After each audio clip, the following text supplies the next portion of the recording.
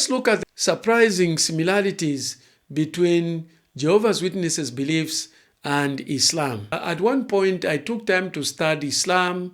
I tried to just dig and understand, because one of the interesting things is that Muslims deliberately take an effort to study the Bible, to read it, of course, reading it out of context. And I was watching videos about Islam. And then next, I started studying Jehovah's Witnesses' beliefs, and I started noticing patterns and similarities. One of the shocking things about Islam, as you listen to the videos done by Muslims, is like Islam's legitimacy stands on the errors of the Bible. And one of the things that they will tell you is that the Bible is corrupt, and that's why Allah gave the Qur'an to Muhammad. But the question is, if the Bible is corrupt, why did Allah go through the whole process again of giving the Quran again to Muhammad? Why didn't Allah just give him the Bible, which was not corrupted, and he had to redo it all over? Now, so let's look at the 7 surprising similarities between Jehovah's Witnesses' beliefs and Islam. First one is monotheism. Monotheism is a belief in one God. Both Jehovah's Witnesses and Muslims are deeply committed to the belief in one God. Jehovah's Witnesses worship Jehovah, whom they see as the one true God. Similarly, Muslims worship Allah, who is also understood to be singular or powerful deity. This strict monotheism forms the core of both religions, guiding their worship and daily practices. In other words, what this means is that Orthodox Christianity believes in monotheism, but it says one God, 3 persons that make up God. Both Jehovah's Witnesses and Muslims, God is indivisible. In other words, God cannot be divided. And therefore, they believe in one God and one person, not one God and 3 persons. And these stand together to be able to challenge the Trinitarian view of Christianity. Let's look at the second belief that Jehovah's Witnesses have in common with Muslims, and that is the topic of the Trinity that I had begun to talk about already. Both groups reject the Christian doctrine of the Trinity. Jehovah's Witnesses believe that Jehovah is the one true God and that Jesus is his created son, but not equal to God. Similarly, Muslims view Jesus as an important prophet, but they do not consider him divine. Both groups firmly believe in the oneness of God, rejecting the idea of God as 3 persons. The other thing that Jehovah's Witnesses have in common with Islam is the issue of maintaining a strict distinction from secular society. Jehovah's Witnesses and Muslims both maintain a clear distinction from secular society. They often set themselves apart through specific religious practices and lifestyle choices. For example, Jehovah's Witnesses avoid political involvement and emphasize modest dress, whilst Muslims have dietary restrictions like avoiding pork and alcohol, along with distinct religious attires. This separation reinforces their religious identities in a broader, often secular world. So that is something that they have in common. Let's look at the fourth belief that they have in common. They both believe in a coming judgment. Both groups believe in a future day of judgment when everyone will be held accountable for their actions. Jehovah's Witnesses anticipate a final battle called Armageddon, after which the faithful will live in paradise on earth. Muslims, on the other hand, believe in a day of resurrection where all will be judged by Allah, leading either to heaven or hell. This shared belief underscores the importance of both groups' place on living a righteous life. Of course, the details are different of how this is going to take place. The Jehovah's Witnesses believe that only those that are righteous will be reconstituted, because at the moment they have gone into nothingness. And this actually contradicts scripture that talks about the dead being resurrected. In the book of Daniel chapter 12, some will rise to rewards and peace, and others to everlasting shame, those who did not believe. Let's look at the fifth belief that Jehovah's Witnesses have in common with Muslims.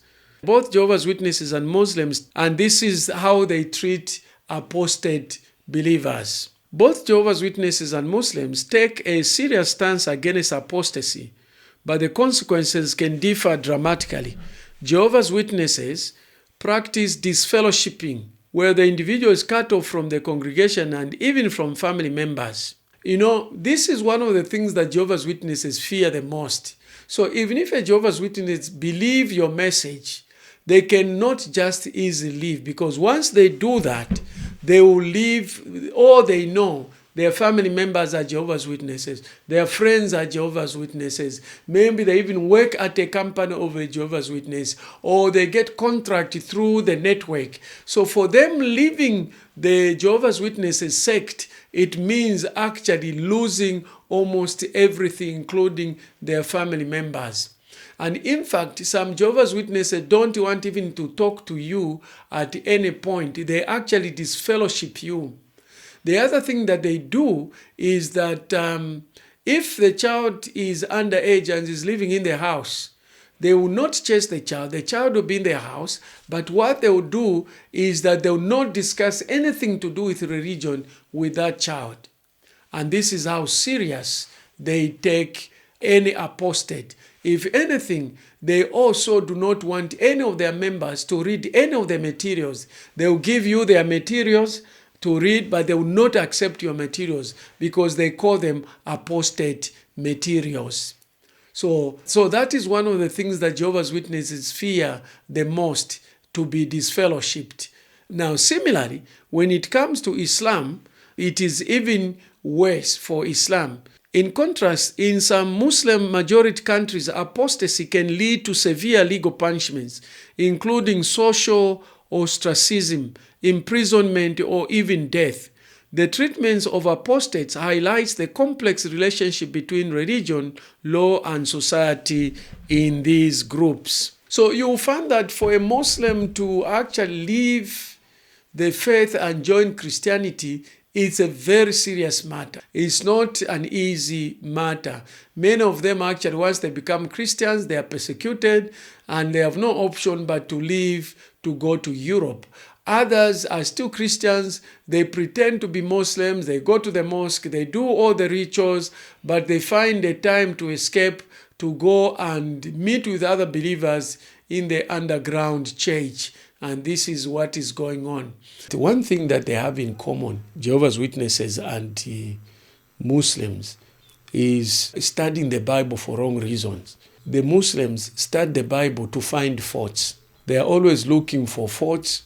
So if you are looking for a fault, you will always find it, even things that are not faults. In fact, almost all the things or everything they call as faults are not faults. But Jehovah's Witnesses study the Bible to be able to argue and win arguments. They train in Jehovah's Witnesses kingdom halls just to go and win an argument. I remember reading a book where one man was boasting that he was able to challenge Baptists, number of Presbyterians within his 1 week of being converted to Jehovah's Witnesses.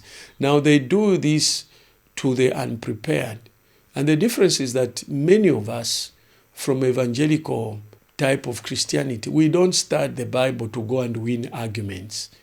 We start the Bible for spiritual nourishment and to be able to teach others. But these two religions, Jehovah's Witnesses and the Muslims, they are always studying the Bible to win arguments.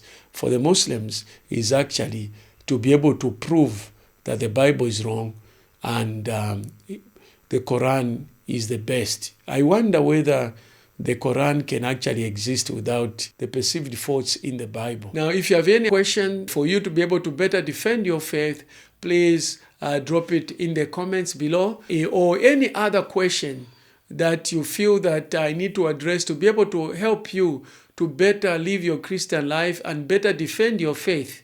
Now, if you are enjoying this video and you are interested, you would want to get more information about Jehovah's Witnesses and their doctrines and how you can defend yourself against the assault. I have a number of videos that you can watch. There's a playlist up here on Catholicism versus Christianity. There's a video here entitled The Verses I Showed Jehovah's Witnesses That Made Them to Flee. I have another video here entitled The Verses That Jehovah's Witness Would Not Want You to Know. I have another video here entitled 7 Shocking Beliefs That Jehovah's Witness Hold That Will Shock the Core of Your Being.